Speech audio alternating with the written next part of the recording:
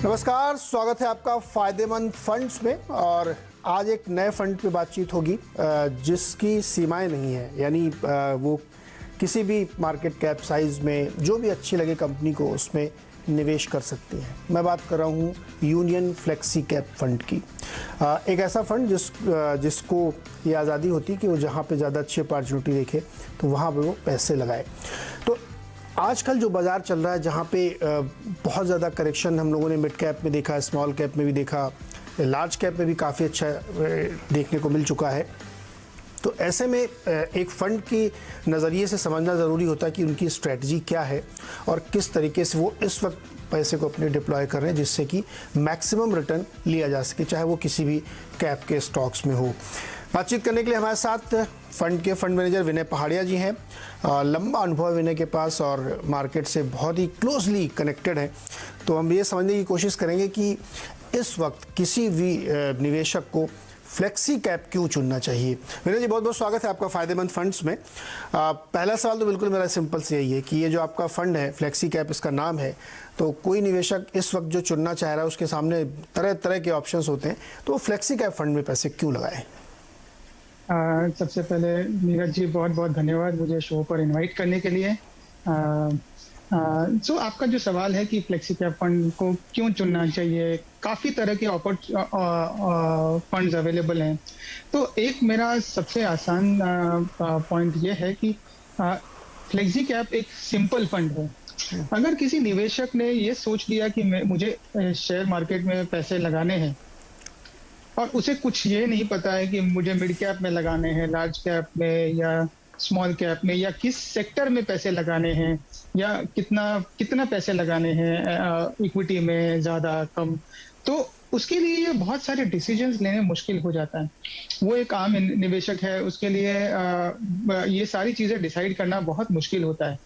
तो उसके लिए एक सिंपल फंड होना चाहिए जिसके ज़रिए वो शेयर मार्केट में पार्टिसिपेट कर सके। और फ्लेक्सी कैप फंड की जो कैटेगरी बनाई गई है वो इसी प्रॉब्लम को सॉल्व करने के मध्य नजर बनाई गई है कि ये एक सिंपल कैटेगरी है जहां पे फंड मैनेजर को पूरी छूट मिली जाती है कि अगर आपको लार्ज कैप में पोटेंशियल रिटर्न ज्यादा नजर आ रहा है तो आप लार्ज कैप में डालिए, मिड कैप में ज्यादा नजर आ रहा है तो मिड कैप में, and so on and so fourth. Even sector के बेसिस पर कोई रिस्ट्रिक्शन नहीं है। अगर मुझे बैंकिंग सेक्टर में ज्यादा पोटेंशियल अपसाइड नजर आ रहा है तो मैं वहां पे ओवरवेट हो सकता हूं। आईटी सेक्टर में मुझे अगर लग रहा है कि शेयर्स की कीमतें ज्यादा है और यहाँ पे रिटर्न कम बन सकता है तो मैं कम एलोकेट कर सकता हूँ। सो काफी फ्लेक्सिबिलिटी है फंड मैनेजर को, और इसी के चलते यहाँ पे जो अल्फा जनरेशन की पोटेंशियल है वो काफी अच्छा हो सकता है, और इसीलिए ये एक आम निवेशक के लिए काफी अच्छी कैटेगरी है इन्वेस्ट करने के लिए। ये आपने बताया, तो फिर मतलब आप ये कह रहे हैं कि आपके लिए पूरा आकाश खुला हुआ है, जहाँ पे आपको बढ़िया अपॉर्चुनिटी देखी वहाँ पे आप पैसे लगाएंगे। तो इक्विटी के अलावा भी कहीं और लगाते हैं, सिर्फ इक्विटी में ही? तो ये इस कैटेगरी की खासियत है कि इस कैटेगरी में आइडियली पैसे प्योर इक्विटी में ही लगाए जाने चाहिए। सो जैसे कि हमारे फंड का एक मैंडेट है कि हम किसी भी समय एटलीस्ट 95% फंड एसेट्स के इक्विटी में ही लगाते हैं। सो कोशिश यही रहती है कि जितने ज्यादा हो सके पैसे उतने ही इक्विटी में लगाएं, कैश कॉल किसी भी समय नहीं लिया जाए, और पैसे हमेशा शेयर मार्केट में डिप्लॉयड रहने चाहिए। तो अपनी इस आज़ादी का फ़ायदा उठाते हुए इस वक्त क्या मतलब जो आपका फंड का एलोकेशन है मौजूदा, वो कहाँ पे आपने अपनी फ़ायदा कैसे उठाया कि सबसे ज़्यादा पैसे कहाँ लगाने हैं? ठीक है, सो एक्चुअली हमने इस कैटेगरी का काफी यूज किया है इस आज़ादी का। तो जैसे कि आपको मैं थोड़ा बैकग्राउंड देना चाहूँगा। आज से 4 साल पहले अप्रैल 2018 के अंदर स्मॉल एंड मिड कैप्स काफ़ी महंगे नज़र आ रहे थे। तो उस वक्त इस फंड ने जो एक्सपोजर था स्मॉल एंड मिड कैप का काफ़ी कम कर दिया था। तो करीब 4 से 5% exposure he small and mid cap category में था, और बाकी करीब 80 से 85% एक्सपोजर लार्ज कैप में था। और उसके बाद हमने काफी अच्छा करेक्शन देखा स्मॉल एंड मिड कैप में, जिसके बाद इस फंड ने अपना small and mid cap exposure बढ़ाया। सो जैसे कि पिछले साल, 1 साल पहले इस फंड का small and mid cap exposure करीब 40 से 45% के आसपास था, और लार्ज कैप का एक्सपोजर 50 से 55% के आसपास था। फिर से हमें आज लग रहा है कि स्मॉल एंड मिड कैप में पोटेंशियल रिटर्न कम हो सकता है, इनमें रिस्क ज्यादा है, रिवॉर्ड कम हो सकता है, और लार्ज कैप्स ज्यादा अट्रैक्टिवली वैल्यूड है, और इसीलिए इसके चलते हमने हमारा लार्ज कैप एक्सपोजर फिर से बढ़ा लिया है। सो जैसे कि मैंने कहा, एक साल पहले हमारा लार्ज कैप एक्सपोजर करीब 55% था, आज के दिन वो एक्सपोजर करीब 75% के आसपास है, और 20 से 25% small and mid cap category में है। आपका एकदम लक्ष्य साफ है कि फायदा मिलना चाहिए, उसके लिए जहां पे फायदा होगा वहां पे निवेश किया जाएगा, रिस्क लेना है नहीं लेना ये सब उसी पर निर्भर करेगा। लेकिन आपने जो अपना इन्वेस्टमेंट किया, जब मैं फंड के बारे में पढ़ रहा था, तो बैंक्स में बहुत ज़्यादा एक्सपोजर है आपका, ऐसी खास वजह? बात है, बिल्कुल जैसे कि आपने कहा, इस फंड में आपको पूरी छूट दी गई है, तो इसी छूट का हमने ये एक और बेनिफिट लिया। जी 2 साल पहले हमारे पास बैंक्स का एक्सपोजर काफी कम था, और आईटी सेक्टर में हमने काफी बड़ा निवेश किया था। ये करीब अप्रैल 2020 और मार्च 2020 की बात है। तो वहां से हमने ऑलमोस्ट जनवरी 2022 तक बैंकिंग सेक्टर का एक्सपोजर कम रखा था, और आईटी सेक्टर का एक्सपोजर काफी ज्यादा रखा था, जिसको हमें काफी कंप्लीटली रिवर्स कर दिया जनवरी और फरवरी के महीने में। सो हमने हमारा बैंकिंग सेक्टर का एक्सपोजर अब काफी बढ़ा लिया था, और आईटी सेक्टर का एक्सपोजर काफी कम कर दिया, क्योंकि हमें यही पोटेंशियल रिटर्न आईटी सेक्टर में कम नजर आ रहा था रिस्क के कंपैरिजन में, और बैंकिंग सेक्टर काफी अट्रैक्टिवली वैल्यूड था, और पोटेंशियल अपसाइड काफी अच्छा नजर आ रहा था। तो इन सब के चलते हमने ये हमारे पोर्टफोलियो में चेंजेस किए। सो बैंकिंग सेक्टर में आज अगर हम देखें तो ये सेक्टर साइक्लिकली दबा हुआ सेक्टर है। पिछले 4 से 5 साल अगर आप देखें, क्रेडिट ग्रोथ 10% से कम रही है। अगर हम इंडियन इकोनॉमी की ग्रोथ अगर हम लॉन्ग टर्म जज करें, तो वो काफी हेल्दी रहने की एक्सपेक्टेशन है, जिसे हम इंडिया ग्रोथ स्टोरी कहते हैं। सो अगर आप इंडिया ग्रोथ स्टोरी में बिलीव करते हैं, तो एक चीज आपको जरूर माननी होगी कि क्रेडिट ग्रोथ वो भी काफी अच्छा हो सकता है। लेकिन ये जो क्रेडिट ग्रोथ होता है, ये सिक्लिकल होता है। कुछ साल काफी कम होता है, और कुछ साल काफी ज्यादा होता है। तो ये सिक्लिकलिटी का हमें एडवांटेज लेने को अपॉर्चुनिटीज कई बार मिलती है। जैसे लास्ट 5 साल में कम था, हमें ये लगता है अगले 5 साल में क्रेडिट ग्रोथ जो हो सकता है वो काफी अच्छा हो सकता है। सो ये तो हो गई क्रेडिट ग्रोथ की बात। दूसरी बात है, जो बैड लोन्स की जो मात्रा थी बैंक्स में, वो काफी कम हो गई है। काफी बैलेंस शीट्स क्लीन अप की गई है। जो आईबीसी के अंदर काफी कंपनीज जाने के बाद रिकवरीज अच्छी हुई है। कंपनियों ने, बैंकों ने काफी अच्छा प्रोविजनिंग किया है। सो जो रिटर्न्स ऑन इक्विटी है आने वाले 3 से 5 साल में, हमें लगता है काफी अच्छी हो सकती है। और ये तो हुई बिजनेस की बात। और एक और चीज जो इम्पोर्टेंट ड्राइवर था, वो है वैल्यूएशन। तो जब हमने इस सेक्टर के अंदर ओवरवेट कॉल लिया, तब हम, और आज भी ऐसा ही एनवायरनमेंट है, कि बैंक्स की जो वैल्यूएशन है वो काफी सालों के कंपैरिजन में बहुत ही अट्रैक्टिव है। सो ये रीजन से हमने हमारा एक्सपोजर बढ़ा। विनय जी, आपने कहा कि जनवरी फरवरी के आसपास आपने अपना ये बैलेंस चेंज किया, आईटी से अब आप बैंक की तरफ ज़्यादा वेट ले लिया आपने। सवाल मेरा ये है यहाँ पे, क्योंकि बहुत सारे फंड मैनेजर से मैंने बात की, बहुत सारे पोर्टफोलियो मैनेजर से बात की, सबको बैंक बहुत अच्छे लगते हैं, और लॉजिक यही थी कि बैलेंस शीट बहुत क्लीन हो गई है, कैपेक्स साइकिल दिख रहा है, अनाउंसमेंट लाखों करोड़ के हो ही रहे हैं। लेकिन लास्ट 1-2 महीने में 2 इश्यूज सामने खड़े हुए, जिस पर मैं आपसे बात करना चाहता हूँ। एक तो ये है कि ग्लोबल ग्रोथ पे क्वेश्चन मार्क हो गया है। वर्ल्ड बैंक ने भी डाउनग्रेड किया है, और तमाम रेटिंग एजेंसीज भी कह रही हैं कि नीचे जाएगी, ग्लोबल ग्रोथ नीचे जाएगी। और बैंकों की जो क्रेडिट ग्रोथ है, वो ऐसे समय में आपको क्यों बढ़ते हुए दिखती, जहाँ पे ग्रोथ पे ही सामने एक चैलेंज खड़ा हो गया है? तो फिर कैसे बढ़ेगी? बहुत अच्छी बैलेंस शीट है, इसमें कोई शक नहीं है, ब्याज दर बढ़ रही है तो निम बढ़ जाएगा, इसमें भी कोई शक नहीं है। लेकिन जब ग्रोथ ही नहीं तो कैपेक्स कैसे होगा? बहुत आसान सी चीज है नीरज जी। अगर आप पिछले 5 साल में ग्लोबल ग्रोथ देखेंगे तो काफी अच्छी रही थी, और हमारे बैंक्स की क्रेडिट ग्रोथ वीक रही। सो ये एक कंक्लूजन बनाना बहुत ही एरोनियस होगा, कि गलत हो सकता है कि बैंक्स की क्रेडिट ग्रोथ का एक सीधा कोरिलेशन ग्लोबल ग्रोथ से है, ऐसा नहीं है। हमें लगता है बैंक की क्रेडिट ग्रोथ का कोरिलेशन है कैपिटल एक्सपेंडिचर साइकिल से, और हमें ये लगता है कि पिछले 5 साल तक कैपेक्स साइकिल काफी दबा हुआ था, और आने वाले 5 साल में ये पोटेंशियली चेंज हो सकता है। एक शॉर्ट आंसर ये है कि पिछले 5 साल में जब ग्लोबल ग्रोथ अच्छी थी तब बैंक्स की क्रेडिट ग्रोथ काफी वीक थी। तो इसके लिए हमें ये नहीं लगता है कि अगर अगले 3 से 5 साल मान लीजिए अगर ग्लोबली बड़ी कंट्रीज में ग्रोथ स्लो डाउन भी होती है तो हमारी बैंक्स की क्रेडिट ग्रोथ उससे ज्यादा इम्पैक्ट होगा, बिकॉज तो ग्लोबल लेंडिंग हमारी बैंकों की काफी लिमिटेड है। तो इट्स विनय जी, लार्जली एक डोमेस्टिक सेक्टर है। क्या करंट सिचुएशन देखते हुए दुनिया भर में जियोपॉलिटिकल इश्यूज हैं, इन्फ्लेशन का इश्यूज है और अलग अलग समस्याएं खड़ी हुई, विजिबिलिटी है क्या 1-2 साल की कि कैसे पैन आउट होंगी चीजें? नीरज जी, विजिबिलिटी ऐसी चीज है कि अगर आप कंपनीज के ओनर्स को भी पूछें तो उनको कई बार एक क्वार्टर की विजिबिलिटी नहीं होती। जी।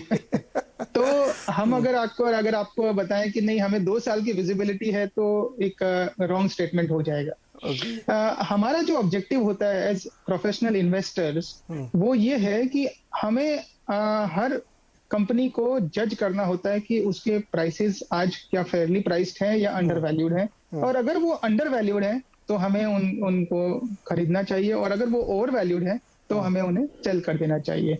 ये ही एक हमारा ऑब्जेक्टिव है।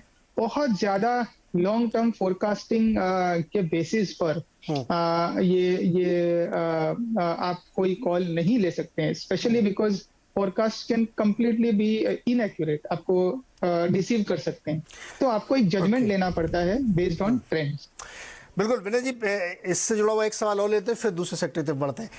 आईटी से आप निकल गए जहां पे 30-40% गिर गया। आईटी इसमें one of the biggest loser है पूरे मार्केट में। अगर हम इस ग्रोथ को मान के चलें, एज्यूम करके चल रहे हैं कि क्रेडिट ग्रोथ आएगी, कैपेक्स आएगा, कामकाज बढ़ेगा, तो फिर आईटी का इस्तेमाल भी बढ़ेगा, और जो लार्ज कैप पे आपका फोकस है, आप बड़ी कंपनीज पे ज़्यादा ध्यान देंगे, वो भी ऑलरेडी 30% करेक्शन में आ चुके हैं। तो अभी अच्छा लग रहा है आईटी क्या, कि अभी भी दूर रहेंगे? सो नीरज जी, अगर आप आईटी सेक्टर देखेंगे, इंडिया की जो जानी मानी लार्ज आईटी कंपनीज हैं उनका जो बिजनेस आता है वो almost 80 to 90% America, Europe, Japan और दूसरी ज्योग्राफी से आता है। इंडिया से उनका जो बिजनेस होगा वो करीब 5 से 10-15% डिपेंडिंग ऑन कंपनी आता है। सो इंडिया की ग्रोथ का लेना देना इनकी बिजनेस एनवायरनमेंट से नहीं है। ये कंपनीज डिपेंड करती हैं डेवलप्ड वर्ल्ड की ग्रोथ से। सेकंड इम्पॉर्टेंट चीज ये है कि पिछले 2 साल में ये कंपनीज ने काफी अच्छा बिजनेस एनवायरनमेंट देखा। काफी छोटी से बड़ी कंपनीज जो स्टार्टअप्स हैं सिलिकॉन वैली में, ग्लोबली काफी अच्छा एनवायरनमेंट रहा है, काफी अच्छी पैसे मिले हैं, जिसके चलते स्टार्टअप्स ने काफी दिल खोल के पैसा खर्च किया है सॉफ्टवेयर पर, to develop systems, technology platform etcetera. हमें ये लगता है कि आने वाले कल में जब फंडिंग एनवायरनमेंट जब वीक होने लग जाता है तो उस समय काफी हद तक ये जो डिस्क्रिशनरी सॉफ्टवेयर स्पेंडिंग है, टेक्नोलॉजी स्पेंडिंग है, वो उसमें काफी बड़ी कटौती आती है। ये हमारा हिस्टोरिकल एक्सपीरियंस है। जब हमने एनालाइज किया, हमने फैक्चुअल डेटा देखा, तो उससे हमने ये कंक्लूजन बनाया, और उसके चलते हमें लगता है कि करंट एनवायरनमेंट में काफी हद तक एक पोटेंशियल है कि जो एक्सपेक्टेशन है of growth in software companies, वहां पे एक पोटेंशियल सरप्राइज आ सकता है डाउनसाइड की तरफ। और वैल्यूएशंस में ऐसा नहीं है कि ये कंपनीज काफी चीप हैं, स्टार्टिंग वैल्यूएशंस। सो हमें ये लगता है कि यहाँ पे पोटेंशियल जो डाउनसाइड है वहां पे ज्यादा हो सकता है कंपेयर टू अपसाइड। तो इसीलिए हमने इस सेक्टर को अंडरवेट रखा। अच्छा, इंडिया ग्रोथ स्टोरी पे ही आप फोकस कर रहे हैं, तो उसके हिसाब से फिर आपने अदर देन बैंक और कौन से सेक्टर आपको अच्छे लग रहे हैं? केमिकल का हो सकता है, फार्मा का हो सकता है, या एफएमसीजी भी हो सकता है? बिल्कुल। तो हमारा जो नेक्स्ट बड़ा एक्सपोजर है वो है ऑटोमोबाइल सेक्टर पर। यहाँ पे भी एक कॉमन स्टोरी यही है, जैसे बैंकिंग में हमने कहा सिक्लिकली ये दबा हुआ सेक्टर था। यहाँ पे कंपनीज को सप्लाई चेन की वजह से चैलेंजेस रहे थे सप्लाई करने में, और इसके लिए ये सेक्टर में बिजनेस एनवायरनमेंट पिछले 1 से 2 साल से खराब था। हमें ये लग रहा है कि अब वो जो सप्लाई चेन इश्यूज हैं वो कम होते नजर आ रहे हैं, और इसके चलते आने वाले कल में ऑटोमोबाइल सेक्टर अच्छा कर सकता है, और इसके लिए हमारे फंड्स में हमने auto and consumer discretionary sector जो है वो ओवरवेट रखा है। तो दोनों में, 4 व्हीलर 2 व्हीलर दोनों में रखा है या कोई खास जरूर मतलब स्पेसिफिक रखा है कि 4 व्हीलर्स में? प्रेडोमिनेटली 4 व्हीलर्स, ट्रैक्टर्स। 4 व्हीलर पे खास फोकस रखा हुआ है। ओके, ये अच्छा सॉरी। अच्छा, फार्मा वाला, चूंकि ये तो चाइना +1 की बड़ी लोग स्टोरी बताते रहते हैं कि उसकी वजह से बहुत फ़ायदा होगा, उसमें भी अच्छा खासा करेक्शन है, हालांकि इनकी भी डिपेंडेंसी यूएस में बहुत ज़्यादा होती है। तो फार्मा में नज़र है आपकी क्या? बिल्कुल, तो हमें ये लगता है कि फार्मा, हमारा जो एक्सपोजर है वो प्रेडोमिनेटली स्पेशलिटी केमिकल्स में है, और कुछ चुनिंदा कॉन्ट्रैक्ट मैन्युफैक्चरिंग फार्मास्यूटिकल कंपनीज में है, जो प्योरली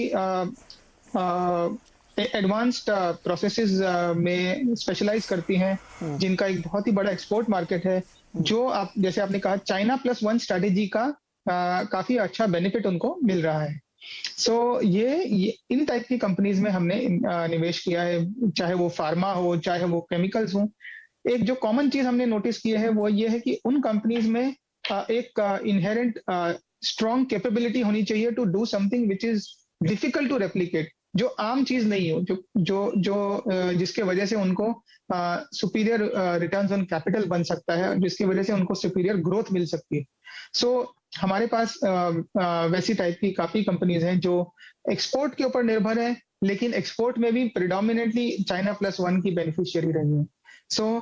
बिल्कुल सही बात है, हमारा exposure pharma plus speciality chemicals में काफी अच्छा खासा है। बड़ा आजकल चर्चा में रहता है, रियल एस्टेट बड़ा बूमिंग है, और हालांकि प्राइसेस करेक्ट हुए हैं स्टॉक्स के, लेकिन सेक्टोरली बड़ी लोग कहते हैं कि बहुत तेजी है, रियल एस्टेट के प्राइस बढ़ रहे हैं, और सारे मार्केट में आप साउथ नॉर्थ कहीं भी देखिए तो बड़ी बिक्री हो रही है। और जब भी किसी मैनेजमेंट से मैं बात करता हूँ वो कहता है कि डिमांड में कोई कमी नहीं आई, बावजूद इसके कि प्राइसेस बहुत ज़्यादा बढ़े, और करेक्शन के साथ साथ उन्होंने, मतलब स्टॉक प्राइस करेक्शन भले हुआ हो, लेकिन उन्होंने अपनी प्रोडक्ट प्राइसेस में 10-15% की हाइक लिए। तो रियल एस्टेट आपको नहीं अच्छा लगता? जो स्टॉक मार्केट है, आप अग्री करेंगे नीरज जी, एक फॉरवर्ड डिस्काउंटिंग मशीन है, फ्यूचर की डिस्काउंटिंग मशीन। आज जो बिजनेस एनवायरनमेंट है वो इतना रेलेवेंट नहीं करेगा जितना कि कल का क्या जो एनवायरनमेंट रहेगा। शेयर प्राइसेस हमेशा फ्यूचर्स को डिस्काउंट करते हैं। तो अगर आप रियल एस्टेट सेक्टर को देखेंगे तो आपको रियलाइज होगा कि रियल एस्टेट सेक्टर के फ्यूचर में एक पोटेंशियली बहुत ही बड़ा रिस्क है, वो है हायर इंटरेस्ट रेट्स। और इंटरेस्ट रेट्स काफी स्पीड से इंक्रीज हो रही है, और आने वाले कल में एक्सपेक्टेशन ये भी है कि और बढ़ेंगी। और हिस्टोरिकली हमने ये भी देखा है कि जब जब इंटरेस्ट रेट बढ़ती है तब तक जो डिमांड है प्योरली रेजिडेंशियल रियल एस्टेट की, वो काफी अच्छी खासी इम्पैक्ट होती है, काफी अच्छी खासी डिक्लाइन होती है। क्या इसका इम्पैक्ट कंपनीज के वॉल्यूम्स पे पड़ेगा, क्या इसका इम्पैक्ट रेजिडेंशियल प्राइसेस पे पड़ेगा, बहुत मुश्किल है बताना। बट एक चीज बहुत क्लियर है कि इस सेक्टर में पोटेंशियल डाउनसाइड ज्यादा है अपसाइड से, एटलीस्ट बिजनेस एनवायरनमेंट को अगर हम देखें वहां से। और वैल्यूएशन ऐसा नहीं है कि काफी अट्रैक्टिव है, काफी कंपनीज फेयरली वैल्यूड है आज के दिन। और जैसे मैंने कहा कि पोटेंशियल हेडविंड काफी डेवलप हो रही है सेक्टर के लिए आने वाले 2 से 3 साल के लिए। I think we are cautious on this sector. ये आप सही कह रहे हैं सर, 8% तक तो पहुंच ही चुका है, और अभी तो साइकिल शुरू हुआ है, तो ये आगे बड़ी दिक्कत करने वाला है रियल एस्टेट सेक्टर के लिए। 2 और सेक्टर जिनका कंबाइंड जवाब हो सकता है, जहां बड़े बड़े कैपेक्स किए जा रहे हैं और नए प्लेयर की एंट्री हो रही है। मैं बात कर रहा हूँ सीमेंट की और पेंट की। दोनों में ऑलरेडी बहुत ही स्टैब्लिश्ड प्लेयर हैं, और उसके साथ ही स्टैब्लिश्ड प्लेयर जो अलग सेक्टर्स के हैं वो इसमें एंट्री बड़े पैमाने पर लेने की घोषणा कर चुके हैं। तो दोनों कह सकते हैं रियल एस्टेट से भी कनेक्टेड है, लेकिन डिस्क्रिशनरी इनकम एक्सपेंडिचर में भी आते हैं। तो ये आप इनमें देखते हैं, इसमें बड़ी अच्छी अच्छी कंपनीज भी हैं टॉप रैंक की। बिल्कुल। जैसे कि पेंट सेक्टर की बात करें तो ये एक सेक्टर ऐसा है जहाँ पे हमने हमारे एक्सपोजर्स को काफी ट्रिम कर दिया है, रिड्यूस किया है, बिकॉज हमें लग रहा है कि ये सेक्टर में जो कॉम्पिटिटिव इंटेंसिटी है वो काफी बढ़ सकती है। अगर आप ये मान के चलें कि भाई एग्जिस्टिंग कंपनीज के पास कॉम्पिटिटिव एडवांटेज है और वो कंपटीशन को विथस्टैंड करेगी एक्सेट्रा एक्सेट्रा, लेकिन एक चीज जो हमें माननी होगी कि एक बहुत ही बड़े बड़े प्लेयर्स आ रहे हैं और वहां पे जो कंपटीशन है वो काफी बढ़ने वाली है। सो अगर ऐसा होता है तो कंपनीज की जो प्रॉफिट मार्जिन है उनमें डेफिनेटली एक नेगेटिव इम्पैक्ट आता है और उसके चलते कंपनीज के वैल्यूएशन पे भी इम्पैक्ट आना चाहिए। और स्टार्टिंग वैल्यूएशन अगर हम देखें इन सब कंपनीज की जो इस सेक्टर में है, पेंट सेक्टर में, वो काफी ज्यादा है और काफी अच्छा रोजी फ्यूचर को डिस्काउंट कर रही है। सो हमें ये लगता है कि यहाँ पे डाउनसाइड ज्यादा है अपसाइड के पोटेंशियल से, और इसके लिए जब रिस्क रिवॉर्ड वीक होता है तो हम उसे अवॉइड करते हैं। सो पेंट सेक्टर में हम लोग अंडरवेट हैं। रही सीमेंट सेक्टर की बात, सीमेंट सेक्टर में भी एक पोटेंशियली एक लार्ज प्लेयर है आ रहा है, पोटेंशियली कंपटीशन बढ़ सकती है ऐसा काफी लोग मानते हैं, लेकिन हमें ये लगता है कि ये एक सेक्टर ऐसा है पेंट्स में, जैसे फॉर एग्जांपल कंपनीज के जो रिटर्न ऑन कैपिटल है 50 से 60% है, सीमेंट सेक्टर में जो कंपनीज के रिटर्न ऑन कैपिटल ऑलरेडी 10 से 15% या 20% है। सो दोनों सेक्टर में काफी बड़ा डिफरेंस है। कॉम्पिटिटिव इंटेंसिटी अगर बढ़ेगी तो पेंट्स जैसे सेक्टर में काफी अच्छा डैमेज हो सकता है, लेकिन सीमेंट सेक्टर में जो डैमेज होगा उसका हमें लगता है काफी कम डैमेज हो सकता है। अगर डैमेज हुआ तो हमें ये नहीं लगता है कि कंपटीशन इरेशनल होगा, और हर बिजनेसमैन को एक basic minimum return on capital बनाने की इच्छा होती है, तो उसी के वजह से वो उस सेक्टर में आता है। और हमें भी यही लगता है कि जो कंपटीशन है वो रैशनल होगा और base minimum return on capital बनेगा। सीमेंट ज्यादा सेफ रहेगा एज कंपेयर टू पेंट के। एब्सोल्युटली जी। लास्ट क्वेश्चन विनय जी, बहुत लॉन्ग टर्म नहीं सोचना चाहिए क्या? मतलब 2-3 साल ही बहुत होता है ऐसा? अब देखिए, मतलब सीमेंट में किसी ने सोचा था क्या, पेंट में किसी ने सोचा था क्या कि मतलब एक जायंट खड़ा जिसने वैल्यू क्रिएट की, वेल्थ क्रिएट की, अब उसके सामने एक कंपटीशन आ गया। तो अब इस थ्योरी से, इस फिलॉसफी सहमत है कि बहुत लंबी सोच के नहीं चलिए, 2-3 साल का व्यू रखिए, उसके बाद चेंज करते रहिए का अगर आउटलुक मान लीजिए इवन 2 महीने का है, लेकिन आपका जो व्यू होना चाहिए कंपनी के बिजनेस पर वो अगले 100 साल के लिए होना जरूरी है। चाहे वो आप एक्सप्लिसिट तरीके से स्प्रेडशीट में बनाएं या ना बनाएं, आपको वो लेना ही पड़ता है अगर आप कोई भी कंपनी में डील करते हैं। Point is, as a investor आपको हमेशा लॉन्ग टर्म ही सोचना चाहिए, और जो भी डेवलपमेंट्स होते हैं, इवेंट्स होते हैं, उनको आपको इमीडिएटली डिस्काउंट करना चाहिए, देखना चाहिए उसका इम्पैक्ट क्या होता है लॉन्ग टर्म कैश फ्लोज पर, और उसके बाद डिस्पैशनेट बेसिस पर डिसीजन लेना चाहिए। विनय जी, आपकी बात से पूरी तरह सहमत हूँ, लेकिन कई बार क्या होता है ना, ब्लैक स्वान इवेंट आ जाता है। अब एक अनरिलेटेड एग्जांपल देता हूँ आपको। यूके में किसी ने सोचा था कि अचानक से विंडफॉल गेन टैक्स लगा देंगे बीपी और शेल में। यूएस में चर्चा चल रही है।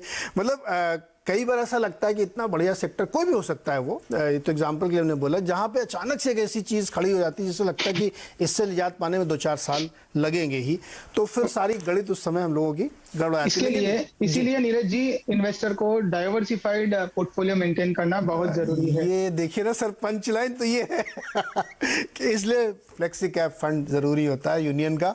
और विनय जी ने बहुत अच्छी तरह समझाया और बहुत तरीके से हमें बताया कि क्यों फ्लेक्सी कैप फंड में पैसा लगाने से आप बहुत अच्छा इन्वेस्टमेंट हो सकता है, आपका अच्छी वेल्थ बना सकते हैं। अपने एडवाइजर से पूछिए, जानकारी लीजिए, और जितनी हमने चर्चा की आपको समझाने के लिए उसको भी सुनिए। विनय जी, बहुत बहुत शुक्रिया हमारे साथ जुड़ने के लिए और हमारे दर्शकों की मदद करने के लिए। थैंक यू नीरज जी, धन्यवाद जी। तो फायदेमंद फंड्स में इस हफ्ते के लिए इतना ही। अगले हफ्ते किसी एक और नए फंड से बातचीत करेंगे।